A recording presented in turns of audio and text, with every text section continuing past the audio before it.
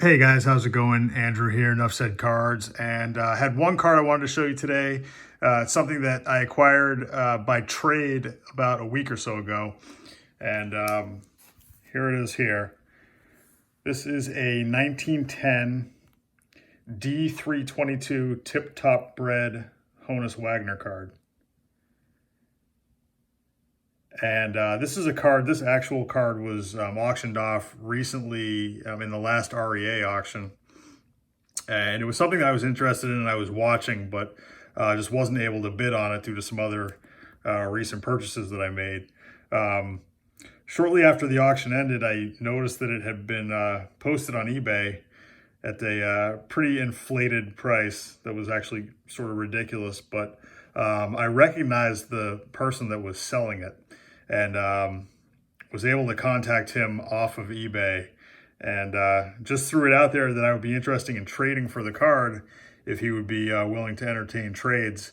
And we were able to work out a trade, and had to give up some pretty good stuff for this. Some, things that I wasn't thrilled to let go, but I'll tell you and explain my reasoning for what I did. I traded my 1921 exhibit Babe Ruth card, which I hated to let go, and also my 1888 Allen and Ginter King Kelly.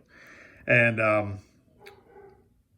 although those were both cards and also a little bit of cash I had to put in the deal also, but both of those cards were cards that I liked having in my collection.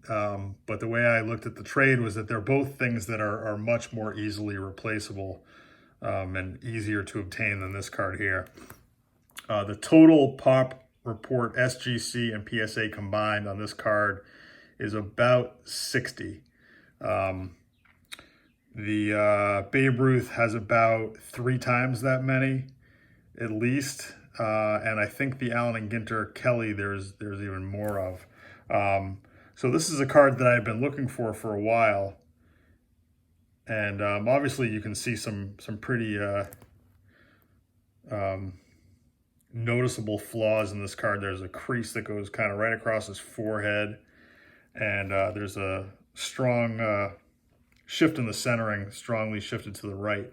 But this is, like I said, a pretty tough card, and of the 60, I think it's actually less than that because there's been a couple of crossovers, and I suspect a few that were cracked out and resubmitted. Of the 60, some of those are at a price range where I would never be able to afford them. Some of them are really beat to hell to the point where it wouldn't be something I was interested in. And a lot of the lower to mid-grade ones have issues with their registration, which is something that I'm just not too keen on having a card that's out of focus.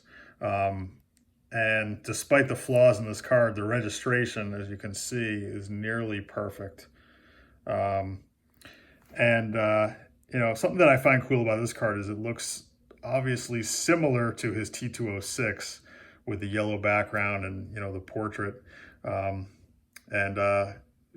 it or not, there's about the same amount of this card as his T206. Obviously, the price is not even close to the same.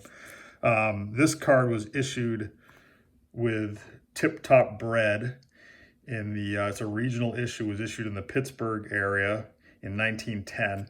And the Pirates had won the World Series in 1909, so you'll see on the bottom there, Wagner, World's Champions. And it says, root for Tip Top Bred and the Pirates' 25 most prominent members. And in addition to Wagner, who is number 4 there, you'll see number 3, manager and captain Fred Clark. He's a Hall of Famer. I believe that number 1, Barney Dreyfuss, is in the Hall of Fame also as an executive. And then it lists, there's some other notable players in there, Tommy Leach, a few others. And then on the bottom, save 50 labels from Tip Top Bred and secure this entire series, 25 cards for free. Ward Mackey Company. So there it is.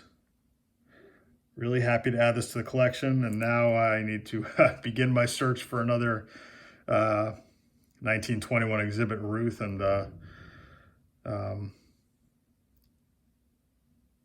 N28 King Kelly. But anyhow, there you have it. SGC 2